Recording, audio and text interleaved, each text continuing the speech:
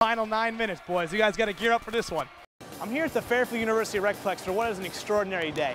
Today is the first annual dodgeball, kickball, and a tad bit of basketball jamboree, and today is really all about the athletes. I'm speechless. This couldn't be any more of a better day. Over 50 special athletes and Fairfield University athletes came together for a day filled with fun, food, and friends.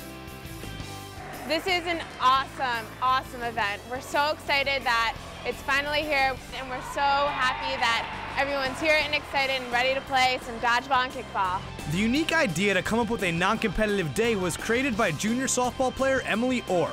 Award worked with special athletes this summer and couldn't pass up the opportunity to build a new community.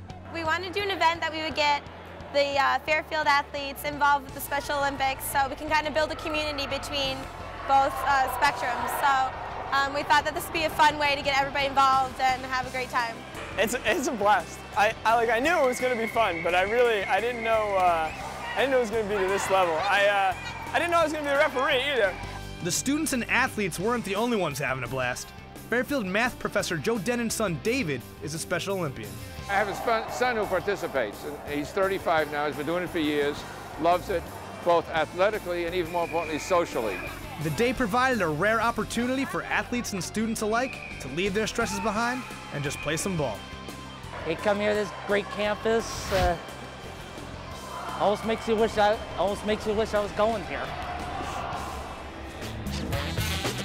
Although the 2012 MAC tournament ended in heartbreak for the Stags at the hands of the Loyola Greyhounds in the championship game, Fairfield still managed to have a chance to dance in the College Insiders Tournament, where they took on the Manhattan Jaspers.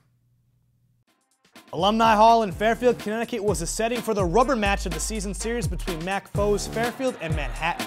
The Jaspers defeated Fairfield on their home court in Riverdale back in January, but the Stags returned the favor, beating Manhattan by 7 at home in February. In this contest, the Stags darted off to an early 8-2 lead behind the play of senior Ryan Olander and sophomore Keith Matthews. Matthews had a career-high 15 points in this contest, but the Jaspers would not go down easy. After all, they got George Beeman, the MAC's leading scorer, who paced the Jaspers with 16 points, and they only trailed Fairfield 38-37 at the half. Unfortunately for Beeman, the Stags were in complete control in the second half as the sophomore trio of Jamel Fields, Matthews, and Maurice Barrow combined for 41 points, and senior Kim Sanders emphatically shut the door on the Jaspers season as Fairfield won 69-57 and advanced to the CIT quarterfinal, where they meet Robert Morris of the Northeastern Conference for a chance to win 3 postseason tournament games for the first time in school history. And here's what Keith Matthews had to say after the game. It feels good. I mean, not too many teams are playing right now. We're just having to keep playing. And, I mean, this time it's all about playing hard, and that's what we came out to do, play hard. It was an incredible season for Stag sports fans, to say the least. Whether you followed the men's soccer team and their undefeated regular season led by Kiwi goalkeeper Michael O'Keefe, or whether you followed the men's basketball team and their incredible run to the MAC championship game against Loyola without star point guard Derek Needham. Either way, it all surmounted in 3 MAC championships, 2 championship appearances, and 1 Commissioner's Cup. Coming into today's semifinal game, everybody knew that the Stags were going to have to play the game of their lives to upend the top-seeded Iona Gales. The Stags did just that. Behind a complete and balanced team effort, Fairfield won 85-75. After a season that saw many ups, including 2 1,000-point scorers, a 15-3 conference record, and a MAC championship game appearance, it ultimately ended on a low here at Alumni Hall as Fairfield fell 57-41 against Drexel in the first round of the women's NIT. Hello and welcome to the Webster Bank Arena at Harbor Yard, where the Fairfield Stags suffered an 80-72 loss against the Coach Cooley-led Providence Friars. The Stags did it all against a record-setting crowd of 6,375. The night did not start well for the Stags, who fell behind 19-6 after 7 minutes of play and could not find a way to stop the 3-headed attack of Vincent Council, Bryce Cotton, and Gerard Coleman. Yeah, and now we also have, look at this guy, we got Sidney Johnson here. Coach Sidney Johnson, the head coach of the 22-14 Fairfield Stags. And Coach, great to have you here. Thanks a lot. I appreciate it. It's good to be here. You know, first of all, since we're on a college campus, I mean, how would you rate the season? What type of grade would you give this year's season? I think a B+ is fair enough to give us. You know, I thought we had some challenges in front of us. We overcame them. We had a slow start.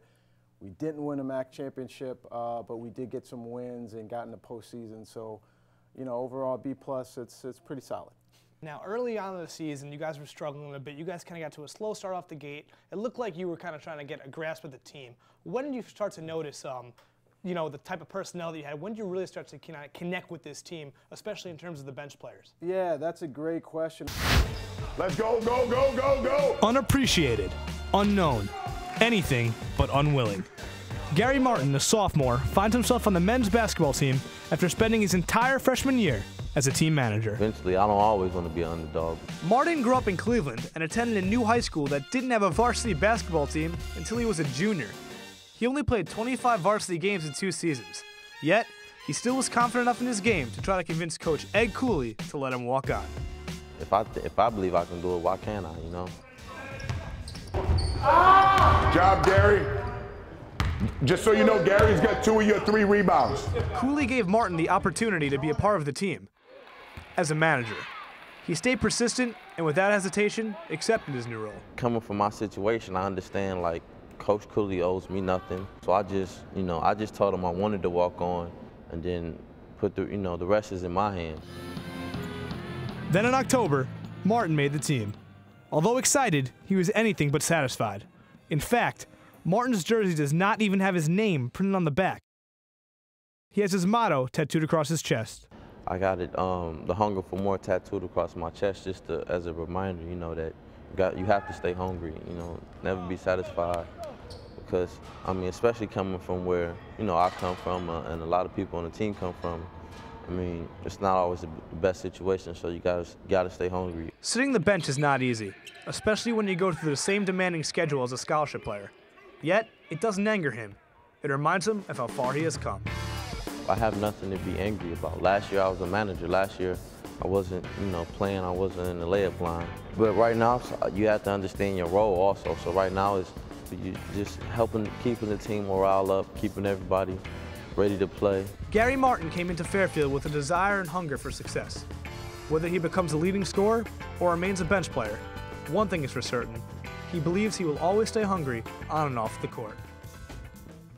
And what a game, and we will end it here. Fairfield wins 85-75. The 1 seed goes down for the second consecutive year, and the Stags, for the second time in 3 years, advance to the MAC championship game. Thank you all so much for joining us, and we will see you tomorrow night at 7.